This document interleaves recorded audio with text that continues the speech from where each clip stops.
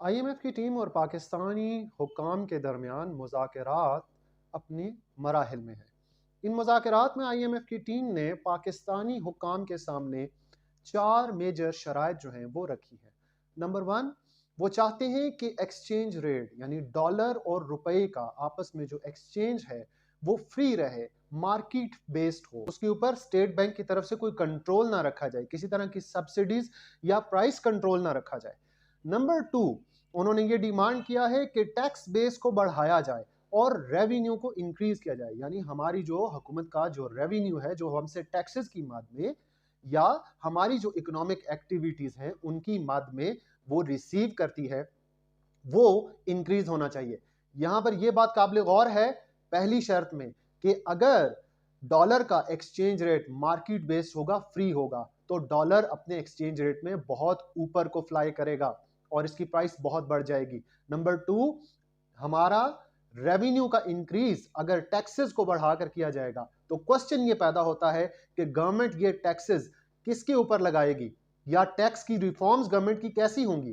क्या ये इस तरह की रिफॉर्म्स होंगी जैसे माजी में एक गरीब आदमी की जिंदगी को मजीद से मजीद बदतर बनाने के लिए रिफॉर्म्स की गई, क्या ये वो रिफॉर्म्स होंगी?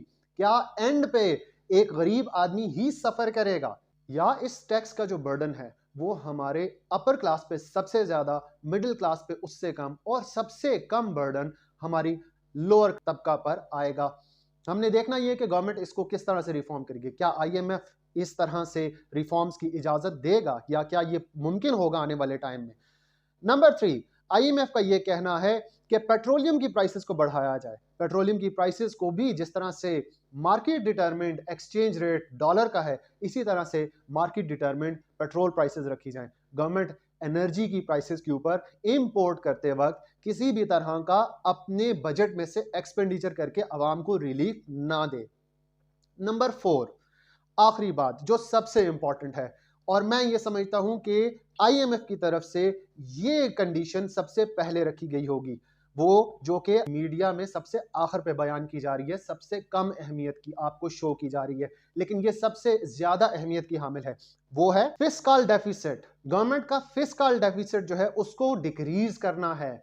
जब आईएमएफ ये कहता है मेरे भाइयों कि फिस्कल डेफिसिट डिक्रीज करना है, तो आईएमएफ हमारी हुकूमत से, हमारे हुकाम से ये चाह रहा होता है कि तुम्हारी जो स्पेंडिंग्स हैं, तुम्हारे जो हुकूमत के अखराजात हैं, जो हुकूमती मशीनरी को, निज़ाम को चलाने के लिए तुम कर रहे हो, उसको कंट्रोल करना है, कट डाउन करना है। यानी कि पब्लिक सेक्टर या हमारे हुकाम की तरफ से जो एडमिनिस्ट्रेटिव मशीनरी बनाई गई है, उस मशीनरी के अखराजात को कम करना है।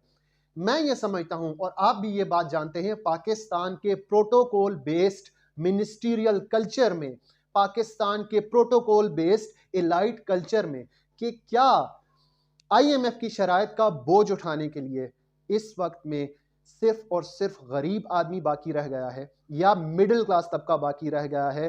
क्या पेट्रोल की प्राइसेस के इंक्रीज होने का जो रिजल्ट है, क्या इसका बर्डन सिर्फ आम आदमी को उठाना है? क्या ये आम आदमी की ही कमर पर बोझ लादना है? नंबर 2, गवर्नमेंट से अगर फिस्कल डेफिसिट कंट्रोल नहीं हो रहा, तो क्या इसकी भी कीमत आम आदमी अदा करेगा? क्या ब्यूरोक्रेसी में बैठे हुए हमारे जो अफसरान बाला हैं, उनकी अय्याशियां, उनके प्रोटोकॉल के लिए कीमत अब भी क्या अब आम आदमी ही अदा करेगा?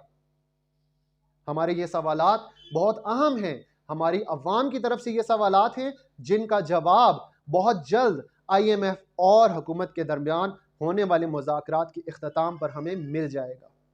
हमारे हुकाम बाला अब हमारे लिए क्या फैसला करते हैं, पाकिस्तान के गरीब आदमी की तकदीर के लिए क्या फैसला किया जाता है प्राइम मिनिस्टर शहबाज शरीफ की तरफ से, आने वाले वक्त में हम ये देखेंगे।